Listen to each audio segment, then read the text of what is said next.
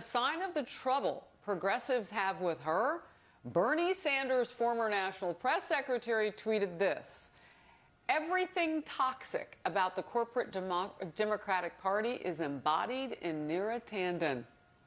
Meanwhile, Republican Senator John Cornyn signaled a tough confirmation battle ahead for Tanden, going after her, quote, combative and insulting comments about some of the GOP colleagues. You're watching Outnumbered. I'm Harris Faulkner, here today, host of Kennedy on Fox Business, Kennedy herself, Fox News correspondent Jillian Turner, syndicated radio host and Fox News contributor Leslie Marshall. And joining us today, publisher of The Federalist and host of the Federalist Radio Hour and new dad of baby Liberty, Ben Domenech. Good to see you.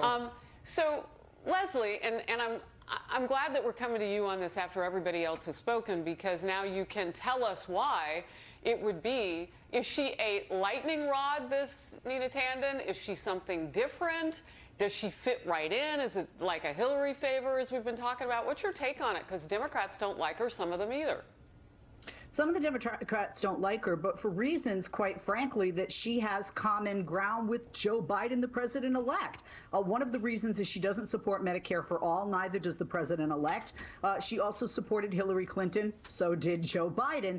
So the people that are the progressive Bernie or bust folks are very unhappy about that in the progressive faction of the Democratic Party.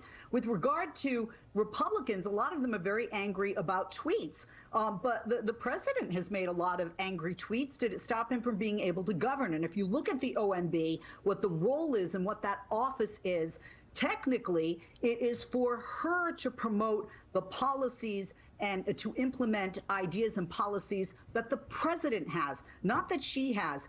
Neera Tanden, as a child, was the recipient of public housing, of food stamps when her mother and her family went on hard times. There are some conservatives like Bill Kristol that think this is a good choice. It was already mentioned, I think Jillian did, that she is the first woman of color and South Asian woman in this role. So, you know, look, is it a bad pick because of her tweets? It'll be more tougher because of that. But does it prevent her from being able to do the job properly in that role? Leslie. I don't think so. Your case for Neera Tanden is that she's been endorsed by Hillary Clinton and Bill Kristol? Your case for Neera Tanden is that she's been endorsed by Hillary Clinton and Bill Kristol? No, really? That's the thing you're running with. Neera Tanden is one of the most vindictive, trollish.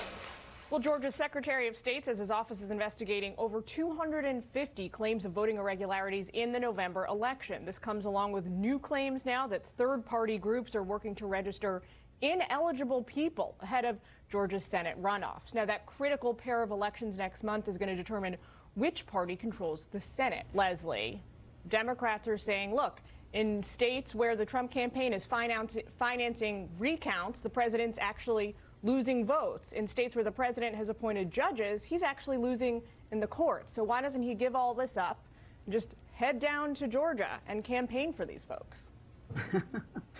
Well, he might be. It could start tomorrow. It's a good point.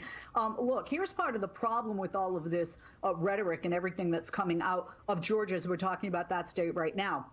One of which, there are 4 groups being investigated, and the only group that I'm hearing in all of the media is America's Votes, and that is a progressive group. If, in fact, they're doing what is alleged, that is illegal, and there should be ramifications, obviously, to this or any other organization that does that.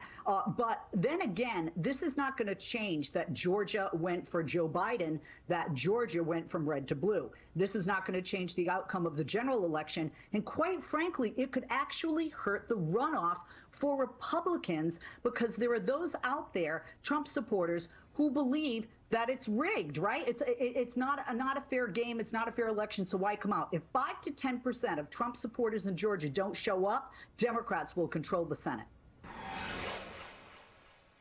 The CDC's Independent Vaccine Advisory Committee will vote later today on who should get a coronavirus vaccine first. That is, once it's approved. However, ultimately, it is up to governors to decide distribution in their states, and how to allocate limited stocks of the vaccine may be one of the toughest choices they will confront in office. New Mexico Governor Michelle Lujan Grisham said this to Axios, quote, "So I've got 700,000 people I need to start getting the vaccine to, and I get 25,000 doses. That will be hard.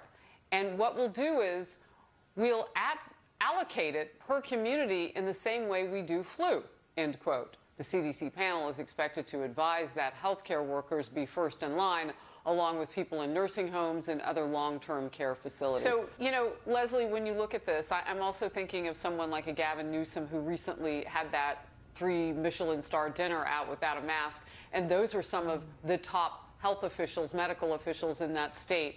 As you see these governors surrounding themselves by people and making those decisions, how much uniformity do you think we might see? Like if we're in California versus wherever, should it be kind of the same that they decide who gets what when?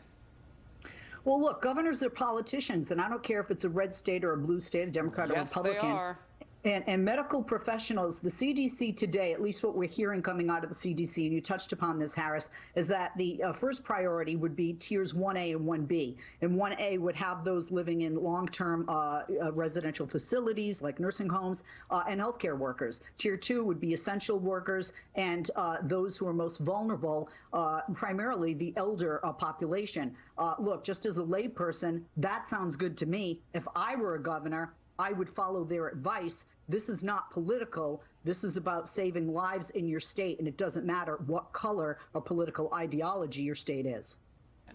Yeah, but can I just jump in? It comes down to, Ben brought up a good point. It comes down to definition. How do you define and what and who do you define as an essential worker? If teachers are essential workers, to Ben's point, does every teacher get the vaccine? Same with healthcare workers. There are doctors on the front line. There are doctors on the back burner, nurses, staff at the hospital. This is part of the problem that governors are going to have. Harris, I like your idea of uniformity. Another politician apparently caught not following what they preach when it comes to COVID safety. A Los Angeles County supervisor spotted dining outdoors just hours after voting to ban the practice over virus concerns. Sheila Kuehl, one of 5 elected supervisors, spoke of the dangers of outdoor dining earlier that day. Sheila? A bit of magical thinking on everyone's part to think that at any restaurant anywhere, the server keeps a 6-foot distance from the table where he or she is taking an order. So the servers are not protected from us. So it is a most dangerous situation for them. A most dangerous situation. The supervisor is just the latest public official to face accusations of hypocrisy. That list includes California Governor Gavin Newsom, who says he may impose a new lockdown while he was caught at a fancy French restaurant in violation of his own restrictions. Chicago Mayor Lori Lightfoot told people to cancel their Thanksgiving plans after she was seen maskless and shouting into a bullhorn during a Biden victory party. And just last week, Denver's mayor caught boarding a plane to see relatives in Mississippi over Thanksgiving after telling his constituents to stay home for the holidays. Yes, and she clearly does think it's safe. And LA County has admitted they know only 3.1% of cases come from restaurants. That includes indoor and outdoor. I think she's your supervisor as well, isn't she, Leslie? I'm sorry. Married to a healthcare worker, can't operate on people because there are no beds. The hospitals and the healthcare workers are overburdened. You know, Anne Frank hid in an attic for 2 years, hiding from the Nazis. Could we just get a reality check, put our masks on, be 6 feet apart? Politicians stop being hypocritical and stop saying, do as I say, not as I do. Look, a lot of people went out Tuesday night because Wednesday night is when they enforce this in California. If this makes us safe until we get a vaccine, let's do it for the healthcare workers who are exhausted, working night and day as more and more people are coming in, as we're surging here in California and in other states across the country.